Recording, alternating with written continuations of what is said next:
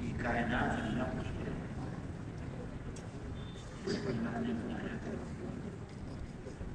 پھر بنانے کے بعد اس کا سارا قبضہ یہ بھی اللہ کی قدرت ہے۔ اس دنیا کے اندر جو کچھ ہو رہا ہے یہ اللہ کی طرف سے اللہ کا رہے ہیں اور اللہ ہی سے ہوتا ہے۔ ایک بندہ بھی اس دنیا میں اللہ کے حکم کے بغیر نہیں کر سکتا۔ سارا نظام باہر نے چلایا اللہ کی طرف سے نہیں۔ اس دنیا کو اللہ تعالیٰ نے اس طرح سے بنایا کہ زمین بنا کے اس کو ٹھہرایا، پہاڑوں کو اس پر گاڑ دیا، سمندروں کو چیر دیا، آسمانوں کو بغیر ستون کے بلند فرمایا، پھر بادل سے بارش کو برسوایا، زمین سے کھیتی اور درختوں کو اگایا، پھر ایک دن اور رات کا نظام چلایا، رات کو دن کو لپیٹا اور دن کو رات پر لپیٹا۔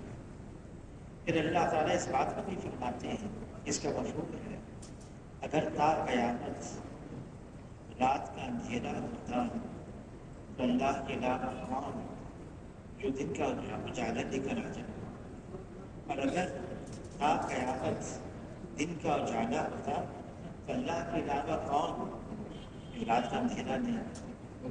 سارا نظام یہ اللہ کے قبضے میں ہے، لیکن چونکہ اللہ نے دنیا کو دار الاسباب بنایا ہے اور سبب کے تحت نظام کو چلایا ہے، اس دنیا میں جو کچھ ہو رہا ہے اللہ کی ذات سے ہو رہا ہے، لیکن نظام اللہ نے چلایا ہے۔ اس زمین کے رہنے والے جیسے اعمال کرتے ہیں پھر اس کے مطابق اللہ تعالیٰ اپنے فیصلے فرماتے ہیں۔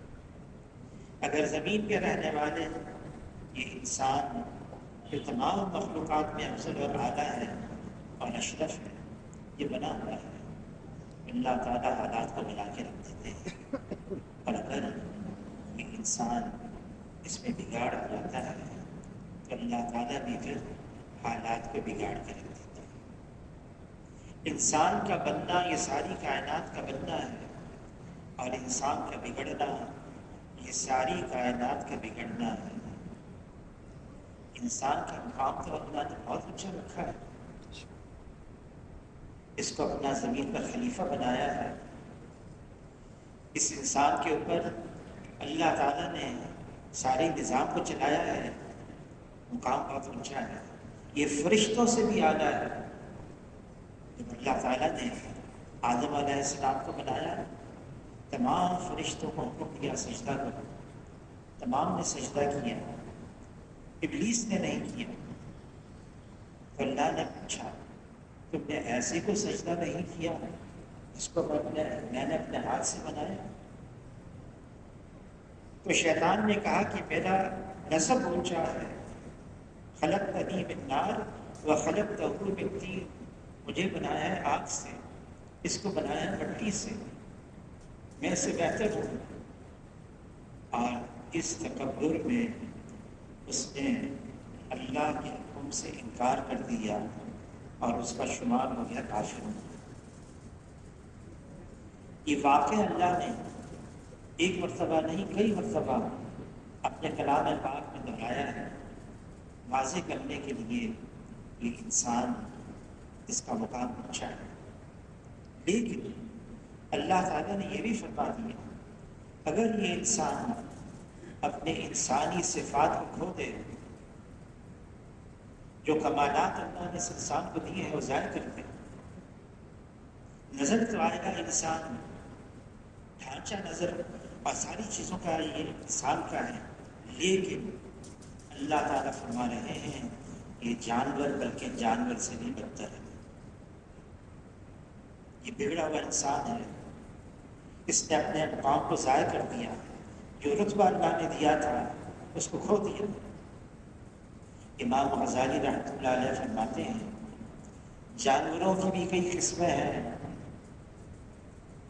ایک قسم جانور کی وہ ہے معصوم پرندہ ہے، کبوتر ہے، دانا چگتا ہے، پانی پیتا ہے، گھونسلہ بناتا ہے، انڈے دیتا ہے، سینکتا ہے، بچے نکلتے ہیں، اس کو کسی اور سے کوئی غرض نہیں، اس کو صرف اپنے سے واسطہ ہے۔ امام غزالی رحمۃ اللہ علیہ فرماتے ہیں خود غرضی، دوسروں سے کوئی واسطہ نہیں، یہ بھی جانوروں کی قسم ہے۔ پھر فرماتے ہیں ایک جانور وہ ہے جنگل کے اندر درندہ ہے، شیر ہے، چیتا ہے، بھیڑیا ہے، یہ وحشی جانور یہ ایک شکار کرتے ہیں، ہرن، بکری، گائے، جو مل جائے اس کا شکار کر کے اس کی جان لے کر اپنا پیٹ بھرتے ہیں۔ دوسروں کی جان لے کر، دوسروں کو نقصان پہنچا کر اپنا نفع اور فائدہ اٹھانا فرماتے ہیں جانوروں کی دوسری قسم ہے۔ اور تیسری قسم بھی فرماتے ہیں، ایک تیسری قسم ہے جانوروں کی، رات کے اندھیرے میں آدمی جا رہا ہے، نظر نہیں آ رہا، ایک بچھو نے ڈنک مار دیا، ایک قطرہ خون کا اس بچھو کے پیٹ میں نہیں گیا ہے، لیکن جس کو ڈنک مارا ہے وہ درد سے کرا رہا ہے، تکلیف ہو رہی ہے، بہت تکلیف ہے، درد ہے، تو فرمایا فائدہ ہو نہ ہو مجھے، دوسرے کو تکلیف پہنچے، دوسرے کو نقصان ہو جائے، فرماتے ہیں جانوروں کی تیسری قسم ہے۔ اور انسان جب انسانیت سے گر کر درندگی حیوانگی کے اندر آتا ہے تو ایک درندہ جنگل کا جب معاشرے میں آزادہ نہ چھوڑ دیا جائے تو وہ کتنوں کو نقصان پہنچائے گا، 10، 20، 100، اس کا نقصان یہاں تک پہنچتا ہے 10۔ لیکن معاشرے میں بگڑا ہوا انسان جس میں بگاڑ آ چکا ہے، جب یہ معاشرے میں آزادہ نہ جڑتا ہے پھر اس کا نقصان 10، 20، 100 تک محدود نہیں، بلکہ اس کا نقصان ہزاروں، لاکھوں، بلکہ نسلوں تک اس کا نقصان پہنچتا چلا جاتا ہے۔ یہ بگڑا ہوا انسان ہے۔ انسان کا بننا بہت ضروری ہے۔ اس انسانوں کے بنانے کے لیے اللہ تعالیٰ نے نظام چلایا، ایسی بھیج نہیں کیا دنیا کے اندر۔ نظام کیا چلایا؟ اللہ نے اپنے محبوب بندوں کو، چنے ہوئے بندوں کو، انبیاء علیہ السلام کو زمین پر بھیجا، انسانوں کے درمیان میں بھیجا، انسانوں میں سے ہی بھیجا تاکہ ان کو بتائیں، سمجھائیں انسانیت کا درجہ کیا ہے، انسانیت کو کیسے پایا جاتا ہے۔ ہر نبی نے آ کر آواز لگائی انسانوں کی طرف، یا ایھا الناس قولوا لا الہ الا اللہ تفلحوا، اے انسانوں لا الہ الا اللہ کا اقرار کر لو اور کامیاب ہو جاؤ۔ یہ لا الہ الا اللہ یہ کلمہ معرفت ہے، یہ وہ کلمہ ہے جس کے ذریعے سے یہ انسان اپنے خالق اور مالک کو پہچانے۔ جس نے اپنے خالق اور مالک کو پہچان لیا پھر اس کے اندر وہ انسانیت آئے گی، وہ صفات پیدا ہوں گی، وہ اوصاف آئیں گے جس کے ذریعے سے اس سے لوگوں کو نفع اور فائدہ پہنچے گا۔ لا الہ الا اللہ، اس کلمے کو اللہ نے لا سے شروع کیا ہے، نفی پہلے رکھی، انکار۔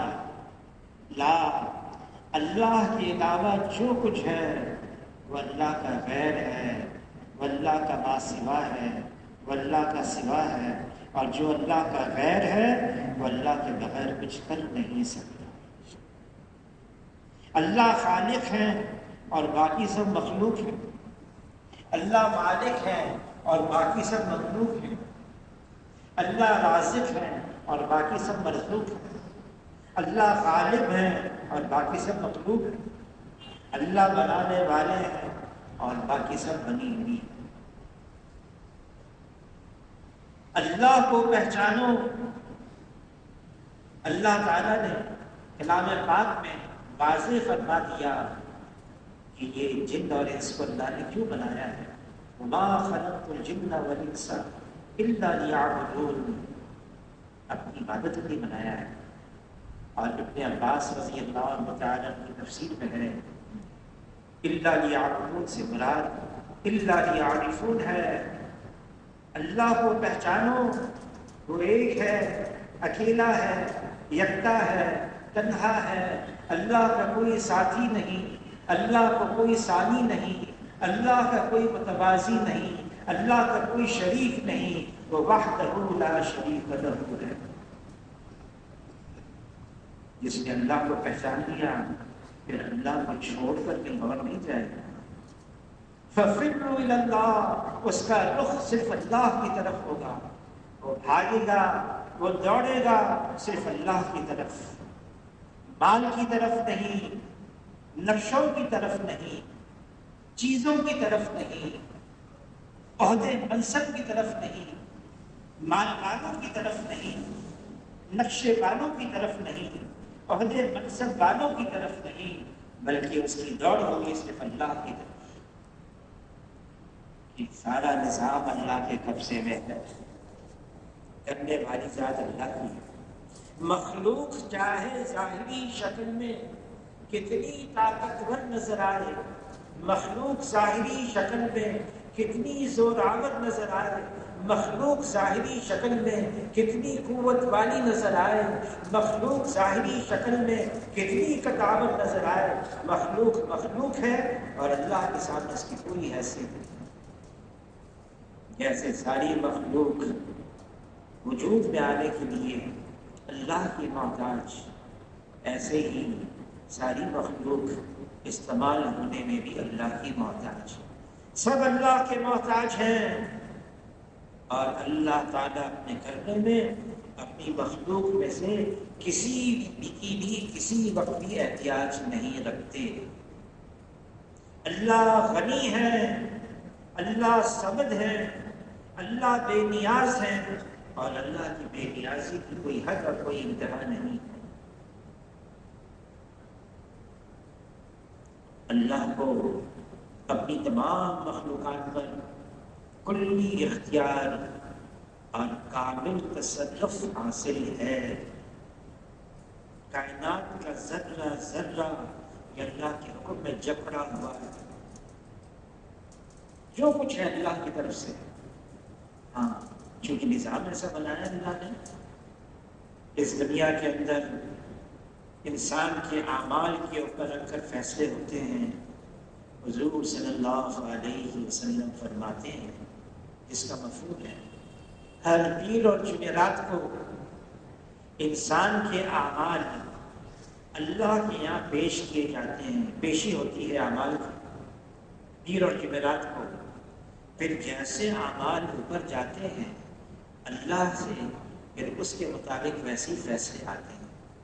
حالانکہ اللہ تعالیٰ تو خوب باخبر ہیں، جاننے والے ہیں، جانتے ہیں، کوئی چیز اللہ سے چھپی بھی نہیں، کوئی چیز اللہ سے ڈھکی بھی نہیں، یہاں تک کہ دلوں کے اندر کیا خیالات آ رہے ہیں اس سے بھی اللہ خوب باخبر ہے۔ لیکن نظام ایسا چلایا اللہ نے کہ یہ بھی فرما دیا، ظاہر الفساد فی البر والبحر بما کسبت ایدی الناس، جتنا فساد ہے خشکی اور تری میں، زمین اور سمندروں میں جتنا فساد ہے، اللہ تعالیٰ کلام پاک میں فرما رہے ہیں اے انسانوں یہ سب تمہارے اپنے ہاتھوں کی کمائی ہے۔ کرنا کیا ہے؟ رجوع الی اللہ، اللہ کی طرف متوجہ ہو جانا ہے۔ حضور صلی اللہ علیہ وسلم کے زمانے میں ذرا آندھی تیز چلتی، طوفان آ جاتا، سورج گرہن ہو جاتا، چاند گرہن ہو جاتا، حضور صلی اللہ علیہ وسلم اپنے صحابہ کے ساتھ مسجد میں آتے، اللہ کی طرف متوجہ ہو جاتے، اللہ سے مانگتے۔ اللہ کی طرف متوجہ ہو جانا، رجوع الی اللہ، پھر اللہ سے معافی مانگنا۔ ایک بزرگ کا قصہ آتا ہے، وہ کہتے ہیں میں گھر پہنچتا ہوں، میرے بچے نافرمان، بیوی بات نہیں مان رہی، سواری کا جانور سرکش ہو گیا۔ میں مسجد میں جاتا ہوں، میں 2 رکعت نماز پڑھتا ہوں، اللہ سے معافی مانگتا ہوں، میں گھر آتا ہوں، میرے بچے بھی صحیح، بیوی بھی وکیل، جانور بھی سرکشی ختم، سارا نظام بدل گیا۔ اللہ سے جو مانگتا ہے، حکم دیا ہے اللہ نے کلام پاک میں، خود سے مانگو، پھر اللہ تعالیٰ نے وعدہ کیا ہے خود سے مانگو گے تو دوں گا۔ کیا مانگنا ہے؟ چھوٹی سی چھوٹی چیز، جوتے کا تسمہ ٹوٹ جائے، فرمایا یہ بھی اللہ سے مانگو، گھر میں نمک کی ڈلی نہیں، یہ بھی اللہ سے مانگو، بڑی سے بڑی فرمایا جنت الفردوس، یہ بھی اللہ سے مانگو۔ ہم تو ہر اعتبار سے محتاج ہیں اس بات کے کہ اللہ تعالیٰ ہم پر اپنا فضل فرمائے۔ اللہ تعالیٰ کلام پاک میں فرما رہے ہیں، اے انسانوں تم سارے کے سارے محتاج ہو، یا ایھا الناس انتم الفقراء الی اللہ، تم اللہ کے یہاں سے فقیر ہو، محتاج ہو، غنی تو اللہ کی ذات ہے جو سب کو دے رہا ہے۔ اللہ سے مانگنا ہے۔ اب یہ جو مہینہ آ رہا ہے ذی الحجہ کا، اس کو ذی الحجہ اس لیے کہتے ہیں اس مہینے میں حج ہوتا ہے، ٹھیک؟ یہ پورے سال کا آخری مہینہ ہے، اس کے بعد میں نیا سال شروع ہو جائے گا، محرم، ذی الحجہ سال کا آخری مہینہ، اور حضور صلی اللہ علیہ وسلم کی عادت مبارک تھی، اختتام پر اعمال ہو، کوئی بات ہو، استغفار کرتے تھے، اللہ سے معافی مانگتے تھے۔ پھر اس مبارک مہینہ کی ہے اسی لیے اللہ کی طرف متوجہ ہو جاؤ، رجوع کرو اللہ کی طرف۔ ذی الحجہ کا مہینہ اللہ تعالیٰ نے کلام پاک میں قسم کھائی ہے، والفجر وليال عشر واللیل، یہ جو راتیں آ رہی ہیں، یہ عشرے کی راتیں، ذی الحجہ کا شروع کا عشرہ، اس کی اللہ نے قسم کھائی ہے، اور قسم کھانے کی اس لیے اللہ نے کھائی ہے بتانے کے لیے کہ دیکھو یہ بہت اہم راتیں ہیں۔ صحابہ کرام پورا سال انتظار کرتے تھے ذی الحجہ کا مہینہ آئے اور ہم اللہ کی طرف متوجہ ہو کر خوب عبادت کریں۔ حضور صلی اللہ علیہ وسلم فرماتے ہیں سارا سال عبادت کرے، لیکن جو پہلے عشرے ذی الحج کے پہلے عشرے میں اللہ کی عبادت کرے، اس عبادت کو کوئی نہیں پہنچ سکتا، یہ سب سے محبوب دن ہے عبادت کی۔ پھر اس کے بعد 9 ذی الحجہ ہے، اس کے بعد 10 ذی الحجہ ہے، اور علماء حضرات فرماتے ہیں اس عشرے کی عبادت کا یہ اجر ہے، یہ ثواب ہے، جو دن میں روزہ رکھے 1 سال روزہ رکھنے کی کا اجر اس کو ملے گا، جو رات کو عبادت کرے اس کو شب قدر کی عبادت کا اجر ملے گا۔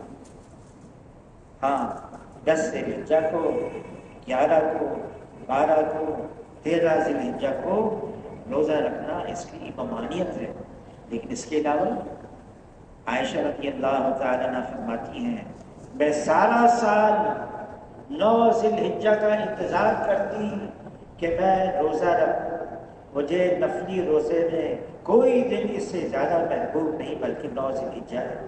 جو 9 ذی الحجہ کو روزہ رکھے، حدیث پاک کا مفہوم ہے اس کے 1 سال کے پچھلے 1 سال کے گناہ معاف اور آئندہ 1 سال کے گناہ بھی معاف۔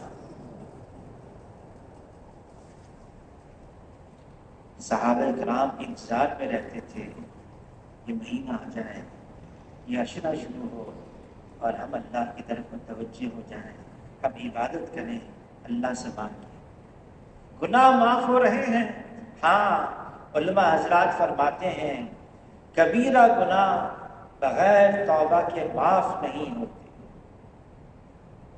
توبہ اس کے 3 جز ہیں۔ پہلا جز یہ ہے شرمندگی، افسردگی، مایوسی اللہ سے، اے اللہ میں نے بہت غلط کر لیا، مجھے نہیں کرنا چاہیے تھا۔ معافی مانگنا اللہ سے، اے اللہ مجھے معاف کر۔ یہ جو شرمندگی ہے گناہ کرنے کے بعد، یہ ایمان کی علامت ہے۔ فرمایا ایمان وہ ہے نیکی تم کو خوش کر دے، برائی تم کو رنجیدہ کر دے۔ توبہ کے 3 جز ہیں۔ پہلا جز آدمی کو افسوس ہو میں نے برا کیا، یہ افسردگی یہ خود کفارہ بن جاتا ہے اس گناہ کا۔ علی رضی اللہ تعالیٰ عنہ فرماتے ہیں میں نے صدیق اور صادق یعنی ابو بکر رضی اللہ تعالیٰ عنہ سے یہ سنا، انہوں نے حضور صلی اللہ علیہ وسلم سے یہ سنا، جو کسی سے گناہ ہو جائے، اللہ کی نافرمانی ہو جائے، پھر اس کے اندر افسوس پیدا ہو، شرمندگی ہو، افسردگی ہو، وہ وضو کرے، 2 رکعت نماز پڑھے، اللہ سے معافی مانگے، اس کا یہ عمل اس کے گناہ کا کفارہ بن جائے۔ پھر جب آدمی سے گناہ ہوتا ہے، معافی مانگتا ہے، اللہ تعالیٰ فرشتوں کی ایک خاص جماعت کو بلا کر فرماتے ہیں دیکھو میرا بندہ بشریت غالب آ گئی، اس سے گناہ ہو گیا، اب مجھ سے معافی مانگ رہا ہے، اس کو یقین ہے اس کا کوئی پوچھنے والا، جبھی تو مجھ سے معافی مانگ رہا ہے، گواہ رہنا میں نے اس کے گناہ کو معاف کر دیا۔ وہ بندہ گر جاتا ہے، پھر جب تک اللہ اس کی تقدیر میں لکھتے ہیں گناہ سے بچا رہتا ہے، پھر بشریت کی وجہ سے نفس اور شیطان پھر گناہ ہو جاتا ہے، پھر اس کو افسوس ہوتا ہے میں نے تو اللہ سے وعدہ کیا تھا نہیں کروں گا، ہو گیا، اے اللہ میں نے تو کوشش کی تھی گناہ سے بچنے کی، پھر ہو گیا، اے اللہ مجھے پھر معاف کر۔ اللہ تعالیٰ پھر فرشتوں سے فرماتے ہیں دیکھو گناہ کیا تھا، معافی مانگی تھی، معاف کر دیا، اس سے پھر وہی گناہ ہوا، پھر معافی مانگ رہا ہے، گواہ رہنا میں نے اس کو معاف کر دیا۔ بندہ گر جاتا ہے، پھر جب تک اللہ اس کی تقدیر میں لکھتے ہیں محفوظ رہتا ہے، بچا رہتا ہے، پھر بشریت غالب آ گئی، پھر گناہ ہو گیا، پھر افسوس، ہائے میں نے کیا کیا، اے اللہ میں نے کوشش تو کی تھی لیکن پھر ہو گیا، اے اللہ معاف کر دے۔ اللہ تعالیٰ فرشتوں سے فرماتے ہیں دیکھو یہ بندہ ایسا ہے، یہ گناہ کرتا ہے، معافی مانگتا ہے، میں معاف کرتا ہوں، پھر گناہ کرتا ہے، پھر معافی مانگتا ہے، پھر میں اس کو معاف کر دیتا ہوں۔ یہ بندہ گناہ کرتے کرتے معافی مانگتے مانگتے تھک جائے گا، لیکن میں اللہ ہوں، میں اس کو معاف کرتے کرتے کبھی نہیں تھکا۔ کسی نے کہا بازا بازا ہراچ ہستی بازا، در کافروں گبرو بت پرستی بازا، این درگہ ماں درگہ نومیدی نیست، گر صد بار توبہ شکستی بازا۔ اگر تم کہتے ہو تم نے 100 دفعہ توبہ کر کے اس کو توڑ دیا، پھر توبہ کر لو، پھر اللہ سے معافی مانگو. اللہ کے دربار میں نا امیدی نہیں ہے، مایوسی نہیں ہے، پھر توبہ کر کے معافی مانگو. اور شیطان کیا ذہن میں ڈالتا ہے، تم نے تو کئی دفعہ توبہ کی ہے، کیا فائدہ؟ یہ شیطان کی طرف سے ہے. جو تم نے پہلی دفعہ توبہ کی اللہ سے، پھر گناہ ہو گیا، وہ پہلی توبہ ضائع نہیں گئی، بیکار نہیں گئی، وہ نامہ اعمال میں لکھی گئی ہے، اللہ نے اس کو قبول کر لیا ہے. جبھی تو بار بار اللہ توبہ کی توفیق دے رہے. تو پہلی شرط کیا ہے توبہ کی؟ آدمی کے اندر افسردگی ہو، اللہ تعالیٰ سے معافی مانگنے کا ایک جذبہ پیدا ہو، میں نے غلط کیا، پہلی شرط. اور دوسری شرط یہ ہے کہ بندہ اس گناہ سے الگ ہو جائے، اسباب اختیار کرے، مجھ سے وہ گناہ نہ ہو، مجھ سے وہ اللہ کی نافرمانی نہ ہو، ایسا ماحول اختیار کرے، ایسے سبب اختیار کرے، اس سے دوبارہ وہ گناہ نہ ہو. اور تیسری شرط یہ ہے پکا عزم ہو، آئندہ میں نہیں کروں گا، آئندہ میں نہیں کروں گا. ہاں علماء حضرات فرماتے ہیں حقوق اللہ بھی ہے ہمارے ذمہ میں، حقوق العباد بھی ہمارے ذمہ میں. حقوق العباد میں جو ہم نے حق تلفی کی ہے، حقوق اللہ میں حق تلفی ہوئی، حقوق العباد میں بھی حق تلفی ہوئی. علماء حضرات سے پوچھ لیں وہ حق کیسے ادا کیا جائے. نمازیں ذمہ ہیں، روزے ذمہ ہیں، زکوٰۃ ذمہ ہیں، اعمال ہمارے بہت سارے ذمہ ہیں اللہ کے. گناہ تو معاف ہو جائے گا، اس کی ادائیگی کیا ہو یہ علماء سے پوچھنا پڑے گا. پھر حقوق العباد ہے، کسی کا حق مار دیا، گناہ تو معاف ہو گیا، لیکن وضو خانے میں گئے اور وضو خانے میں بیٹھ کر دیکھا کسی کی گھڑی پڑی ہوئی ہے، چپکے سے جیب میں ڈال دی. بعد میں خیال ہے میں تو غلط کیا، معافی مانگی، توبہ تو قبول ہو جائے گی، اللہ تعالیٰ معاف تو کر دیں گے، لیکن وہ گھڑی اس کو واپس پہنچانی پڑے گی، وہ انتظام کرنا پڑے گا جس کی گھڑی ہے اس تک پہنچ جائے. تو حقوق العباد بھی ہے. اور پھر آدمی ایسی زندگی اختیار کرے آئندہ اس سے گناہ نہ ہو. علی رضی اللہ تعالیٰ عنہ سے حضور صلی اللہ علیہ وسلم نے ایک دعا سکھائی، اور دعا کی شروع کے الفاظ یہ ہیں اللہم ارحمنی بترک المعاصی ابدا ما ابقیتنی.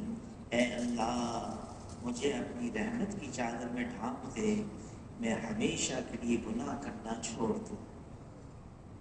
حضور صلی اللہ علیہ وسلم امت کو پیغام دینا، مانگو اللہ سے، کوشش بھی کرو، اللہ سے مانگو بھی. اے اللہ مجھے ایسا بنا دے میں آپ کی نافرمانی کرنا چھوڑ دوں، مجھے ایسا بنا دے میں تجھ کو ہمیشہ راضی رکھوں، تجھے کبھی ناراض نہ کروں. یہ کائنات کا نظام اللہ نے اس طرح سے چلایا ہے. اللہ کی طرف متوجہ ہو جانا، پھر اللہ سے معافی مانگو. پھر یہ مبارک مہینہ قربانی کا ہے، قربانی کا مہینہ ہے. ابراہیم علیہ السلام اللہ کے حکم پر اپنی بیوی کو، نومولود بچے کو وادی غیر ذی زرع میں چھوڑ کر آ گئے، ایسی وادی میں جہاں کوئی زندگی کے اسباب نہیں. کچھ راشن لے کر گئے، کھانے پینے کا سامان وہ بھی ختم ہو گیا. ایک عورت ہے، معصوم بچہ ہے، اب بچے کو بھی بھوک لگی ہے، عورت ہے، ماں ہے، کیا کریں؟ اب وہ صفا اور مروہ پہاڑی کے درمیان دوڑنے لگی. اللہ نے جبرائیل علیہ السلام کو بھیجا جہاں اسماعیل علیہ السلام ریڑھی اپنی ایڑی رگڑ رہے تھے، وہاں پر مارا اور وہاں سے چشمہ جاری ہو گیا. زمزم صرف چند فٹ کے فاصلے پر ہے بیت اللہ سے، خانہ کعبہ سے، کنواں، اور ایسا پانی ہے جس نیت سے کوئی یہ پانی پیے اللہ اس نیت کو پورا فرمائے۔ بھوک لگی ہے پانی پی لے زمزم کا، بھوک ختم۔ بیماری لگی ہے زمزم کا پانی پی لے، بیماری ختم۔ حاجی صاحب حاجی عبدالوہاب صاحب نے ایک صاحب نے اتنا موٹا چشمہ پہنا، کئی زمزم ہے یہ پی لو اور دعا مانگو کہ اللہ تعالیٰ یہ چشمہ یہی چھڑا دے۔ اصل میں یقین کی بات ہونی چاہیے، یقین۔ حاجی صاحب نے فرما دی یقین آ گیا، زمزم پینا شروع کیا، دعا بھی مانگنا شروع کر دی۔ کچھ عرصے کے بعد جب وہ رائمنڈ آئے وہ صاحب چشمہ نہیں تھا۔ حاجی صاحب نے پوچھا چشمہ کہاں گیا؟ کہ اللہ آپ نے تو نسخہ بتایا تھا، میں دعا مانگتا رہا تو میری بینائی بالکل صحیح ہو گئی۔ ایسا دور سے نظر آتا ہے بہترین انداز سے بغیر چشمے کے۔ حضور صلی اللہ علیہ وسلم نے فرمایا کہ جو زمزم کا پانی جیسے کہ ماں زمزم لما شرب لہ، جس نیت سے پیے گا وہ نیت اللہ اس میں ضرور پوری فرمائے گا۔ زمزم اللہ نے چشمہ جاری کر دیا۔ اب وہاں پر اسماعیل علیہ السلام اپنی ماں کی تربیت میں پرورش پا رہے ہیں، بڑے ہو گئے۔ اللہ تعالیٰ نے ابراہیم علیہ السلام کو خواب کے ذریعے سے یہ بات پہنچائی، بچے کو جا کے ذبح کر دیا۔ اب بچہ ہے کتنے سال کا ہے؟ بعض کہتے ہیں 9 سال کا، بعض کہتے ہیں 11 سال کا، 13 سال کا، بس۔ اب ابراہیم علیہ السلام آئے، اسماعیل علیہ السلام کو لے کر گئے۔ شیطان آیا مائی ہاجرہ کے پاس، ذبح کرنے کے لیے لے کے جا رہے ہیں۔ کیسے ہو سکتا ہے ایک باپ اپنے بیٹے کو ذبح کر دے؟ اب بہت کوشش کی شیطان نے، جب نہ مانا مائی ہاجرہ نے، شیطان نے کہا اللہ کا حکم ہے اس لیے لے کے جا رہے ہیں۔ مائی ہاجرہ نے کہا تو مجھے اللہ کے حکم سے روک رہے ہو؟ اللہ کا حکم ہے، تم تو شیطان ہو۔ شیطان بھاگا وہاں سے۔ پھر اسماعیل علیہ السلام، شیطان راستے میں آیا، بہکانے لگا۔ 3 مقام پر اسماعیل علیہ السلام اس کو کنکریاں مارتے رہے، بھگاتے رہے، اور جب مینا کی اس وادی میں پہنچے جہاں ذبح کرنا تھا، پھر ابراہیم علیہ السلام نے اسماعیل علیہ السلام کو اپنا خواب سنایا۔ میں نے یہ خواب دیکھا ہے، اللہ مجھے حکم دے رہے ہیں میں تمہیں ذبح کروں۔ اب بچہ ہے 9 سال کا، 13 سال کا۔ اسماعیل علیہ السلام فرما رہے، ماں نے تربیت کی ہے۔ اسماعیل علیہ السلام فرما رہے، ابا جان جو اللہ نے آپ کو حکم دیا سے کل گزرے، آپ مجھے صبر کرنے والوں میں پائیں گے، لیکن آپ بات چلیں، میں بیٹا ہوں، ہماری نظریں نہ ملیں، مجھے چہرے کے بل لٹا دو، اپنی آنکھوں پر پٹی باندھ دو، پھر چھری چلاؤ۔ ایسا ہی کیا، پوری قوت سے ابراہیم علیہ السلام نے چھری چلائی اور پٹی کھولی تو دیکھا اسماعیل علیہ السلام تو مسکراتے ہوئے برابر میں کھڑے ہوئے ہیں، اور جو ذبح کیا وہ تو مینڈا تھا۔ اللہ نے جنت سے مینڈے کو اتارا اور اس مینڈے کو ذبح کروا دیا، اور بتانے کے لیے اللہ تعالیٰ قربانی مانگتے ہیں، لیتے نہیں ہیں۔ اور ذبیح اللہ اسماعیل علیہ السلام کا لقب پڑ گیا ذبیح۔ اس قربانی کی یاد میں ابراہیم علیہ السلام نے تو اسماعیل علیہ السلام کے گلے میں چھری پھیرنے کے لیے پوری طاقت استعمال کی، اور یہ پیغام ہے، اے مسلمانوں، اپنی جی چاہی کو، اپنی مرضی کو، اپنی خواہشات کو اس کے گلے پر اپنی پوری قوت سے چھری مارو۔ من چاہی چھوڑ دو، رب چاہی اختیار کرو، جی چاہی پر مت لو، اللہ کے چاہنے کے مطابق زندگی گزارو۔ جس نے اللہ کے چاہنے کے مطابق زندگی گزاری، آخرت بنی ہوئی ہے، اس دنیا کو بھی اللہ بنا کر رکھ دے گی۔ یہ دنیا بھی بن جائے گی، جس نے جی چاہی کو قربان کر دیا، من چاہی کو قربان کر دیا۔ ہاں جی چاہے کو قربان کرنے میں آدمی کو برداشت کرنا پڑتا ہے، صبر کرنا پڑتا ہے، اس میں آدمی کو تحمل مزاجی سے کام لینا پڑتا ہے، برداشت کرنا۔ حضور صلی اللہ علیہ وسلم کے پاس بحرین سے ایک وفد آیا، مدینہ منورہ پہنچا۔ یہ بحرین یہ دمام کی قریب جگہ ہے سعودی عرب کے اندر، وہاں سے یہ وفد آیا، لمبا فاصلہ، مٹی میں بیٹھے ہوئے، تھکے ہوئے۔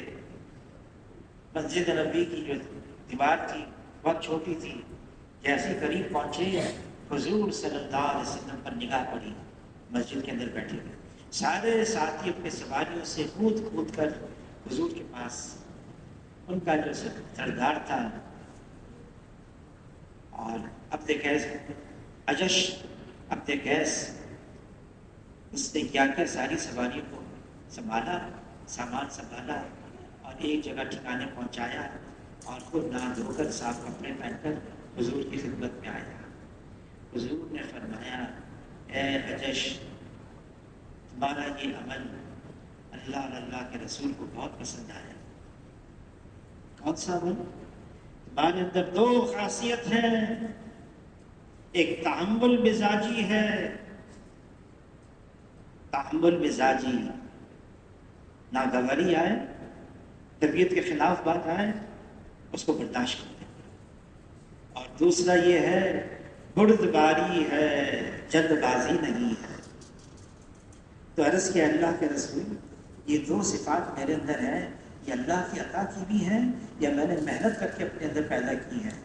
فرمایا جس کا مفہوم ہے یہ اللہ کی عطا کی بھی ہے، بردباری، جلد بازی نہیں، تحمل مزاجی، تکلیفیں آئیں گی، ناگواریاں آئیں گی، عمل کرتے کرتے طبیعت کے خلاف بات اٹھے گی۔ حضور صلی اللہ علیہ وسلم امت کو یہ سکھایا ہے، برداشت کرو، سہ جاؤ، ضبط کرو۔ صحابی فرماتے ہیں ہم نے خیروں کی خیر کو ناگواری میں پایا ہے، خیروں کی خیر کو ناگواری میں پایا ہے۔ عمل کرتے کرتے طبیعت ہی چاہ رہی ہے، فجر کا وقت ہو گیا، راتیں مختصر ہیں، فجر کی جماعت ہے، جو فجر کی جماعت ہے نا اور عشاء کی جماعت، اگر ساری رات آدمی اللہ کی عبادت نہیں کر سکتا تو راستہ بتایا ہے۔ جس نے فجر کی جماعت، فجر کی نماز جماعت کے ساتھ پڑھ لی، عشاء کی نماز جماعت کے ساتھ پڑھ لی، جناب رسول اللہ صلی اللہ علیہ وسلم فرماتے ہیں اس کی ساری رات عبادت میں لکھی جائے گی، ساری رات۔ اس کا اہتمام ہو۔ یہ تو منافقین کی نشانیوں میں سے نشانی بتائی ہے، اس کے لیے فجر بھی مشکل ہے، عشاء بھی مشکل ہے۔ فرمایا اگر عشاء کی نماز میں گھسٹ کر بھی جانا ہو تو گھسٹ کر جائے اور جماعت میں شریک ہو۔ پھر حضور صلی اللہ علیہ وسلم نے صحابہ کرام کو سکھایا، بتایا، تعلیم دی، تحمل مزاجی۔ ابو بکر رضی اللہ تعالیٰ کے ساتھ جا رہے ہیں، جناب رسول اللہ صلی اللہ علیہ وسلم، راستے میں کوئی مخالف نہیں، اس نے برا بھلا کہنا شروع کر دیا ابو بکر رضی اللہ تعالیٰ عنہ۔ ابو بکر رضی اللہ تعالیٰ جن کے بارے میں حضور صلی اللہ علیہ وسلم فرما گئے ہیں میں تمام کے احسانات کا بدلہ دے چکا ہوں، ابو بکر کے احسانات کا بدلہ اللہ تعالیٰ حشر کے میدان میں میری طرف سے خود عطا فرمائے۔ ابو بکر رضی اللہ تعالیٰ عنہ، اس مخالف نے برا بھلا کہنا شروع کر دیا۔ حضور صلی اللہ علیہ وسلم بھی ساتھ ہیں۔ اب ابو بکر رضی اللہ تعالیٰ حضور صلی اللہ علیہ وسلم کی طرف دیکھ رہے ہیں، یہ آدمی مجھے برا بھلا کہہ رہا ہے۔ حضور صلی اللہ علیہ وسلم خاموش، چپ رہے ہیں، بلکہ مسکرا بھی رہے ہیں۔ ابو بکر حیران پریشان، آخر رہا نہیں گیا، ابو بکر رضی اللہ تعالیٰ نے اس کو جواب دے دیا۔ اس کو بھی برا بلا کہنا شروع کر دیا. اس مخالف کو حضور صلی اللہ علیہ وسلم تشریف لے گئے. ابو بکر رضی اللہ تعالیٰ پیچھے پیچھے، اے اللہ کے رسول، وہ مجھے برا بلا کہہ رہا تھا، آپ کھڑے ہوئے تھے، سن رہے تھے، بلکہ مسکرا بھی رہے تھے، میں نے جواب دیا تو چلے آئے. فرمایا جس کا مفہوم ہے ابو بکر، جب وہ تمہیں برا بلا کہہ رہا تھا، اللہ نے ایک فرشتے کو مقرر کیا تھا، وہ اس کو جواب دے رہا تھا، میں فرشتے کا جواب سن رہا تھا، فرشتے کے جواب پر مجھے مسکرانا آ رہا تھا. تم نے جواب دے دیا، فرشتہ چلا گیا تو وہ بھی چلا گیا، میں بھی چلا آیا. تم نے جواب دے دیا، فرشتہ چلا گیا، میں بھی چلا آیا. امت کو پیغام دیا، برداشت کرو، سہ جاؤ، ضبط کرو. ناگواری آئی ہے، طبیعت کے خلاف بات اٹھی ہے. حضور صلی اللہ علیہ وسلم فرماتے اس کا مفہوم ہے ایمان والے کا حال بھی عجیب ہے. ناگواری آتی ہے، صبر کرتا ہے، خوشحالی آتی ہے، شکر کرتا ہے. دونوں خیر میں ہیں، دونوں جذبات خیر کے ہیں. ناگواری آئی، صبر، اور راحت پہنچی، شکر. فرمائے دونوں خیر. صبر کہاں تک کرنا ہے؟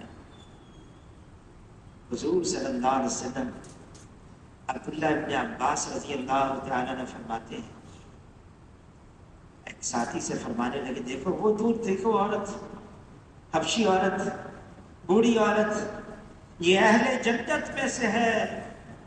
ایک قصہ سنانے لگے، ایک مرتبہ میں حضور صلی اللہ علیہ وسلم کے ساتھ تھا، یہی عورت آئی اور کہنے لگی، اللہ کے رسول، میں آپ کی خدمت میں اس لیے آئی ہوں، دعا کروانے کے لیے آئی ہوں، مجھے مرگی کا دورہ آتا ہے، آپ دعا فرمائیں، اللہ تعالیٰ یہ بیماری مجھ سے ختم فرمائے.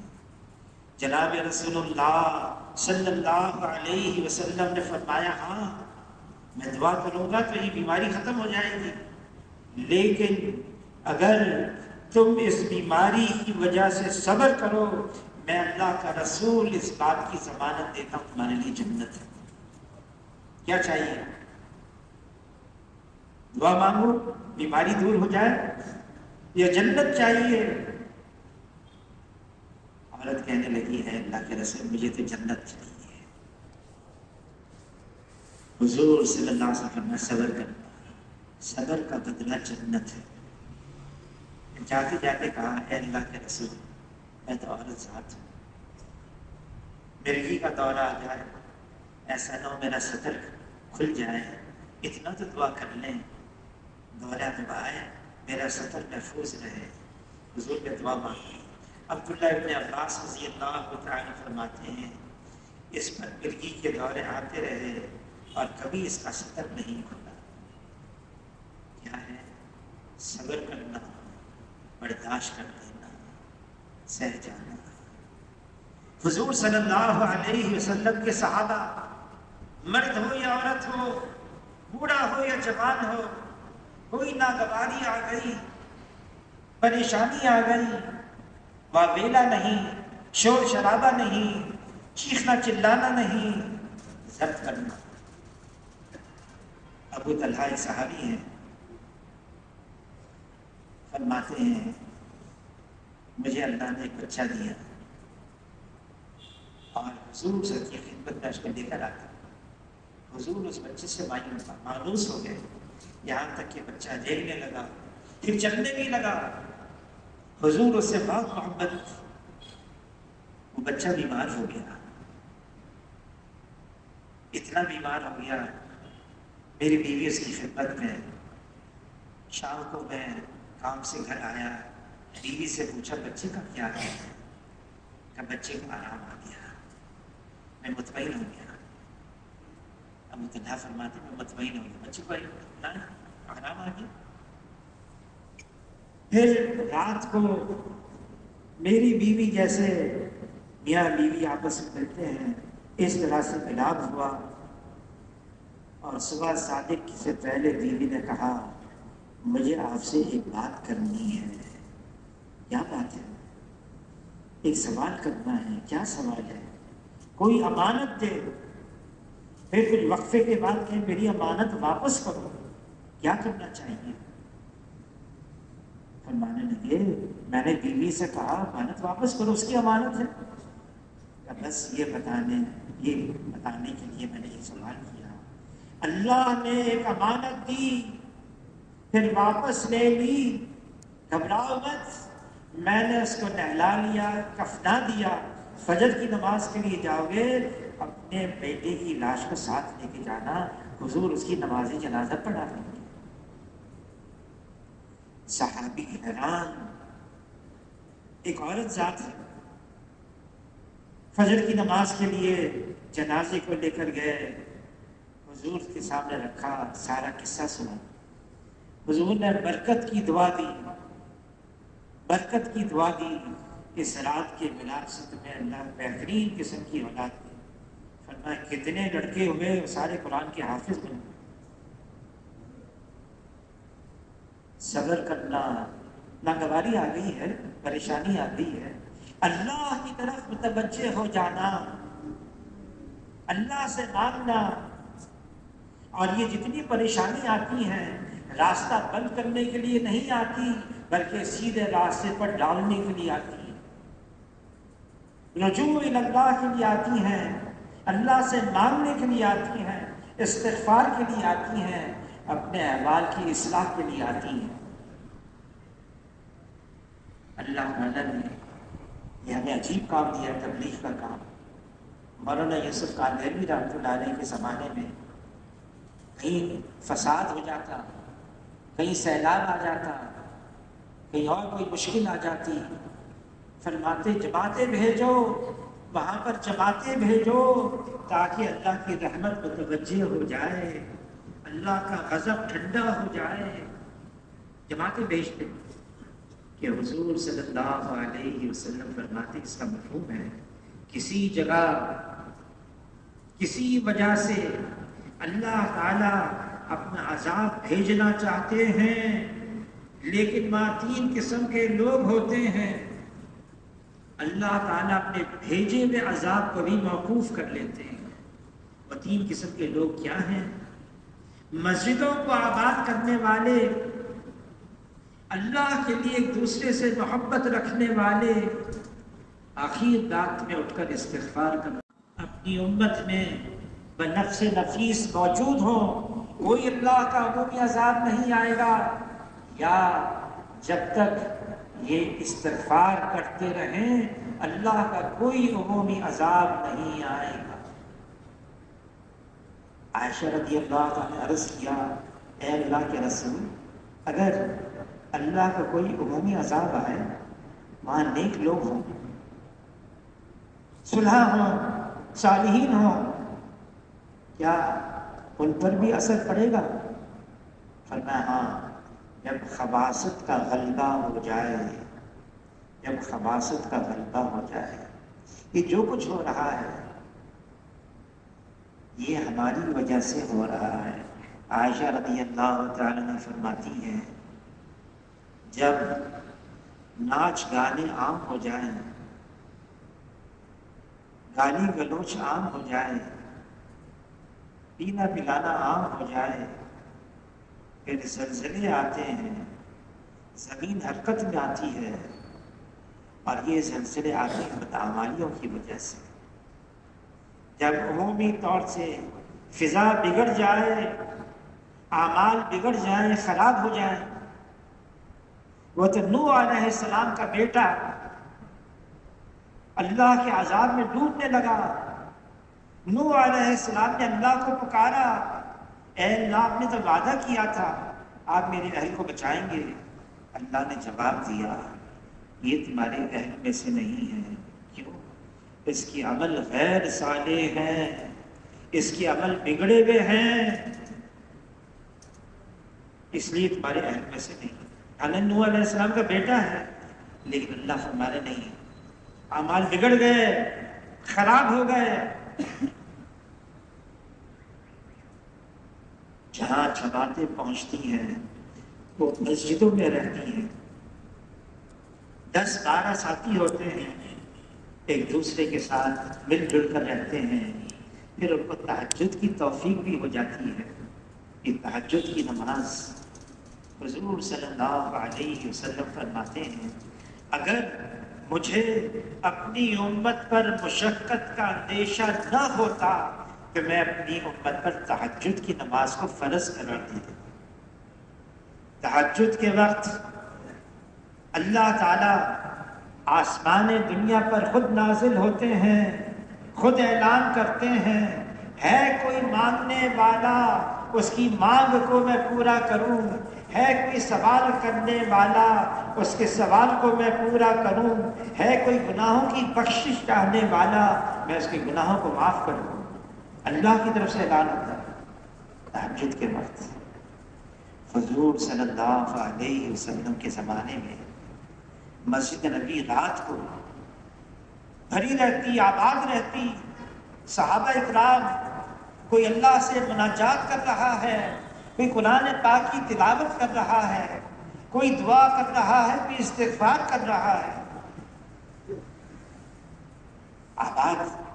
پھر مولانا الیاس صاحب رحمۃ اللہ علیہ فرماتے ہیں میں اپنی ذمہ داری پر یہ بات کہہ رہا ہوں جو تہجد کی پابندی کرتا رہے گا اس وقت تک اس کو موت نہیں آئے گی جب تک کہ اللہ تعالیٰ اس کو اپنا ولی نہ بنا دے۔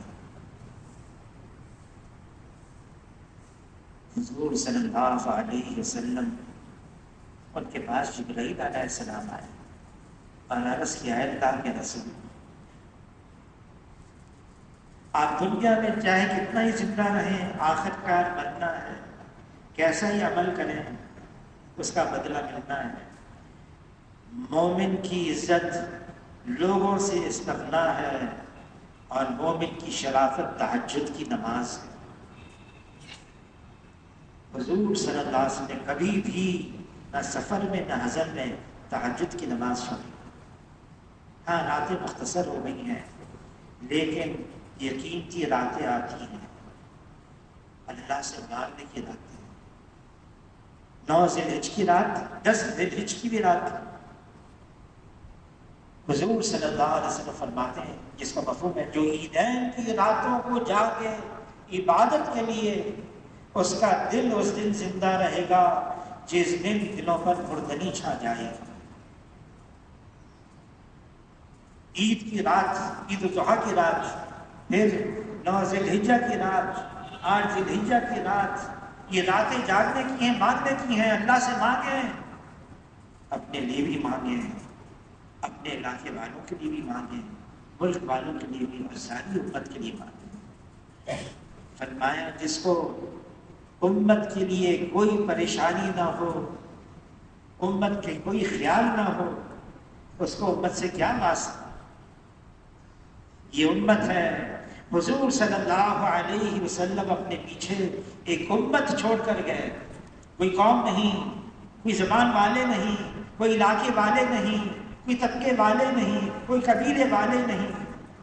حجۃ الوداع کے موقع پر حضور صلی اللہ علیہ وسلم نے واضح اعلان فرمایا تم سب ایک مرد اور ایک عورت سے بنائے گئے ہو، پیدا کیے گئے ہو، پھر اللہ نے مختلف قبائل میں تمہیں تقسیم کیا پہچاننے کے لیے، تعارف کے لیے، تفاخر کے لیے نہیں۔ کسی عربی کو اجمی پر فوقیت نہیں، کسی اجمی کو عربی پر فوقیت نہیں۔ حضور کے زمانے میں بلال حبشی ہیں، سلمان فارسی ہیں، سہیب رومی ہیں، کوئی اوس قبیلے کا ہے، کوئی خزرج قبیلے کا ہے، کوئی مہاجر ہے، کوئی انصار ہے، سب اکٹھے ہیں اور ایک ہیں۔ اس امت کی قوت کو، طاقت کو اکٹھا رہنے میں رکھا ہے۔ اور کیسے اکٹھا رہیں؟ فرمایا میری امت جسد واحد کی طرح سے ہے، ایک جسم کی مانند ہے۔ جسم کے مختلف اعضاء ہیں، سر ہے، دھڑ ہے، سر میں کان ہے، آنکھ ہے، ناک ہے، منہ ہے، دھڑ میں ہاتھ ہے، پاؤں ہے۔ یہ سارے اعضاء ایک دوسرے کی معافیت میں استعمال ہوتے ہیں، مخالفت میں استعمال نہیں ہوتے. خبردار کیا، لڑنا نہیں، جھگڑنا نہیں، ورنہ تب ہمت ہو جاؤ گے تمہاری ہوا اکھڑ جائے. ہماری قوت اکٹھا رہنے میں ہے، ساتھ رہنے میں ہے، اجتماعیت میں ہے.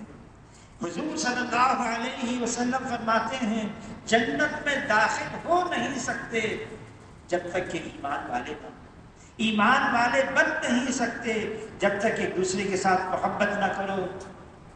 اور فرمایا ایک دوسرے سے محبت کرنے کا راز بتاؤں، طریقہ بتاؤں، ایک دوسرے کو سلام کرنا. سلام کرنا یہ تو قرب قیامت کی نشانیوں میں سے ایک نشانی بتائی. جو جان پہچان جس سے ہوگی اسی کو سلام کریں گے، جس سے جان پہچان نہیں اس کو سلام نہیں کریں گے. ہر مسلمان کو سلام کرنا. پھر فرمایا حضور صلی اللہ علیہ وسلم نے یہ جھگڑا ہمیشہ خیر اور برکات کی محرومی کا سبب بنتا ہے.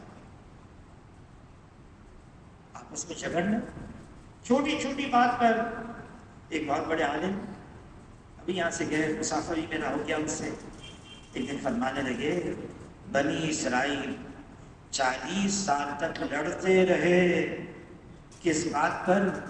موسیٰ علیہ السلام جو روٹی کھاتے تھے وہ روٹی جس آٹے کی تھی وہ خمیری تھا یا پتیری تھا.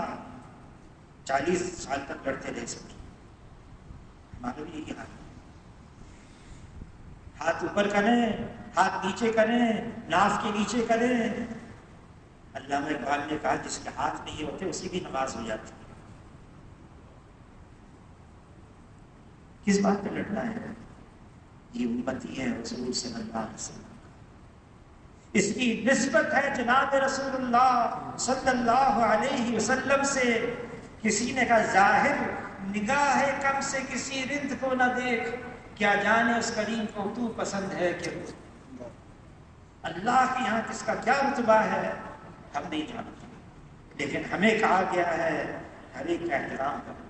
عبداللہ ابن عمر رضی اللہ تعالیٰ عنہ بیت اللہ کی طرف اشارہ کر کے فرما رہے ہیں اے بیت اللہ تمہاری حرمت تمہاری عظمت سے میں واقف ہوں، لیکن بتا دوں ایک مسلمان اس کی عظمت اس کی حرمت تم سے عظیم تر ہے. ایک مسلمان بات ہوتی ہے.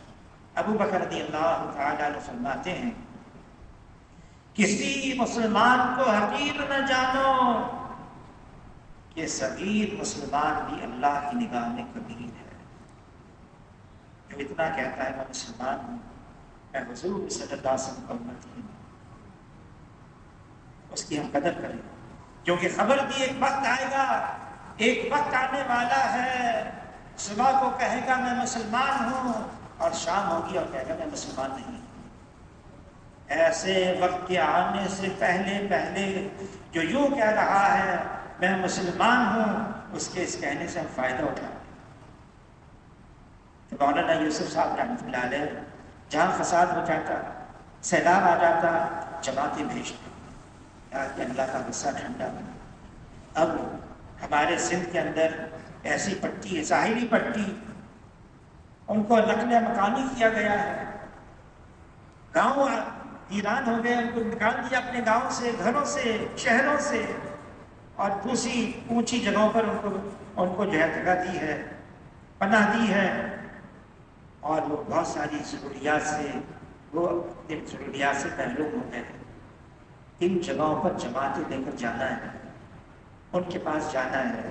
اب وقت آ گیا ہے اللہ کی طرف متوجہ ہو جاؤ، رجوع اللہ، اللہ سے معافی مانگو. ہم بھی تمہارے ساتھ شامل ہیں. اور یہ سوچنا گھوڑا یہاں سے نکلا ہے، ہاتھ کے اوپر گھوڑا ہے، باقی جسم آزاد ہے. نہیں، خون تو سب کا ایک ہی ہے. یہ سارا خون ایک ہی جسم میں دوڑ رہا ہے. ایک جگہ اگر کوئی فساد ہو گیا، سیلاب آ گیا، نہیں یہ امت ہے، امت کا معاملہ اجتماعی رکھا ہے، وہاں جماعتیں بھیجنی ہیں، لوگوں کے پاس پہنچنا ہے، اللہ کی طرف متوجہ کرنا ہے، اور ہمیں بھی اللہ سے معافی مانگنی ہے. تاکہ اللہ تعالیٰ اپنا فضل فرمائے، عافیت فرمائے، اللہ کا غصہ ٹھنڈا ہو جائے۔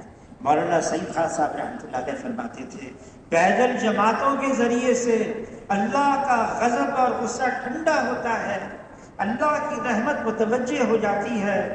پیدل جماعتیں بھیجیں ہم اور خوب بھیجیں، اور پھر ہم تشکیل والوں سے رخ بھی لیں کہ ایسی جگہوں پر معلومات بھی کریں وہاں کیسے پہنچا جائے، راستے بند ہیں تو کیا راستہ ہے وہاں تک پہنچا جائے۔ ہمارے بھائی ہیں، مشکل میں ہیں، پریشان ہیں، ان تک پہنچنا بہت ضروری ہے، ان کو اللہ کی طرف متوجہ کرنا ہے، نمازوں کی طرف متوجہ کرنا ہے۔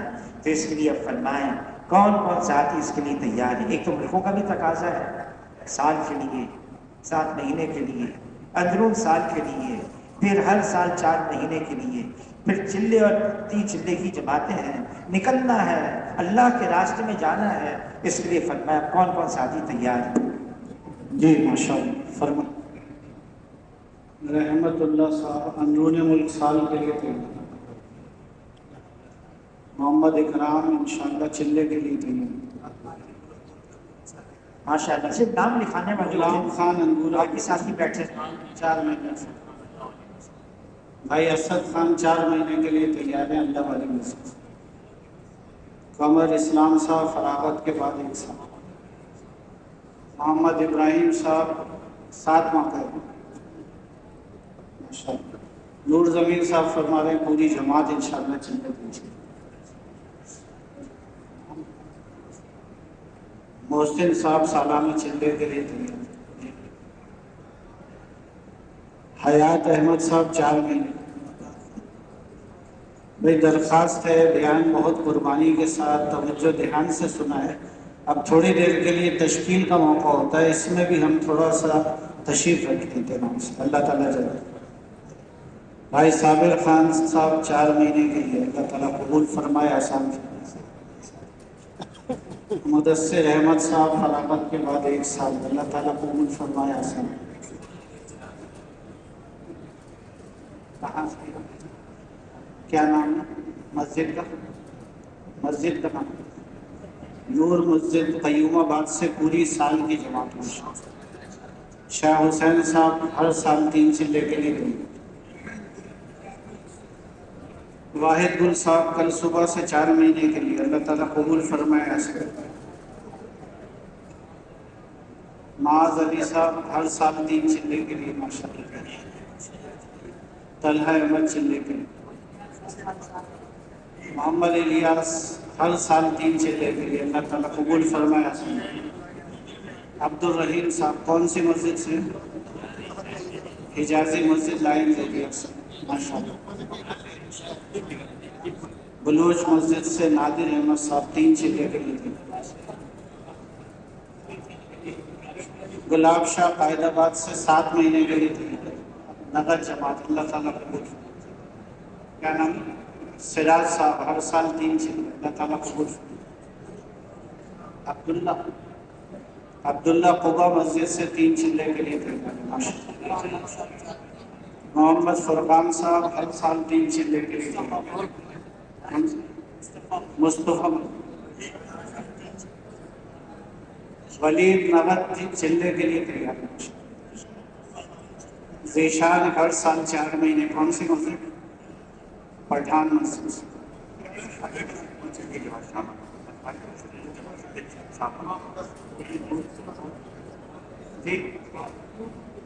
قبا مسجد سے عبد الرافع چلے کے لیے تیار، قیومی مسجد سے احسان رضا 7 مہینے کے لیے تیار، زاہد بھائی ہر سال 4 مہینے، کہاں سے؟ بخاری مسجد محمود آباد سے چلے 4 مہینے کی نقد جماعت اللہ تعالیٰ بہت قبول فرمائے۔ عزیز اللہ ہر سال 4 چلے کے، فردوس مسجد سے محمد کاشف، اچھا تھوڑی دیر تشریف رکھتے ہیں، جہانات ہیں، تشریف اللہ جائے تشریف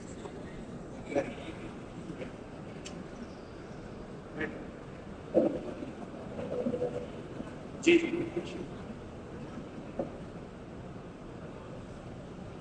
بھائی عمران صاحب شیر شاہ سے 3 چلے کے لیے تیار ہیں ماشاء اللہ. تشریف رکھیں ماشاء اللہ. اچھا جی، ایک درخواست یہ ہے،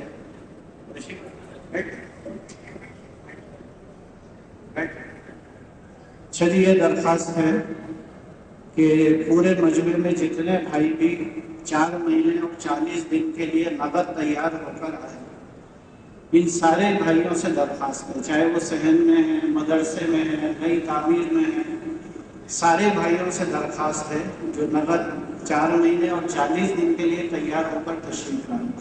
وہ اس وقت کسی اور کام میں نہ لگے.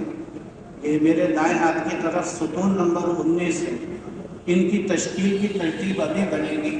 ایسے سارے بھائیوں سے درخواست ہے کہ وہ تھوڑی دیر کے لیے اپنی جگہ پہ کھڑے ہو جائیں. جو بھائی صبح سے 4 مہینے کے لیے جا رہے ہیں یا 40 دن کے لیے جا رہے ہیں، مختلف اوقات کے لیے جا رہے ہیں، وہ تھوڑی دیر کے لیے اپنی جگہ پہ کھڑے ہو جائیں، چاہے وہ صحن میں، چاہے نئی تعمیر میں، مدرسے میں.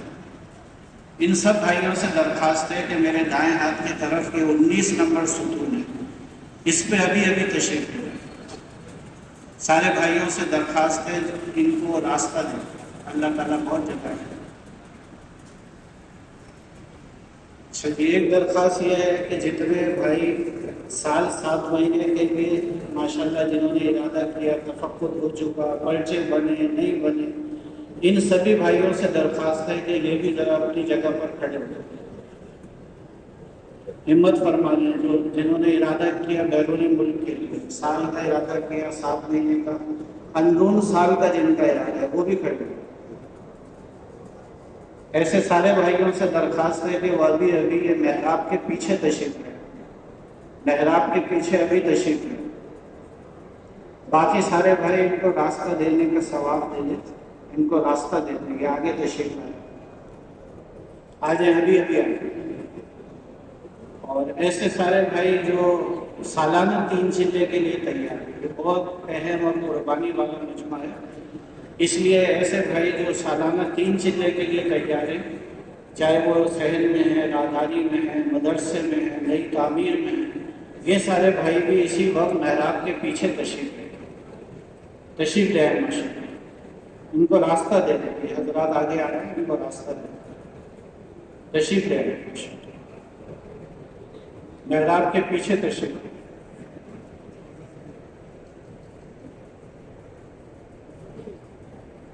اچھا جی، 3 علاقوں کے میں نام عرض کر رہا ہوں.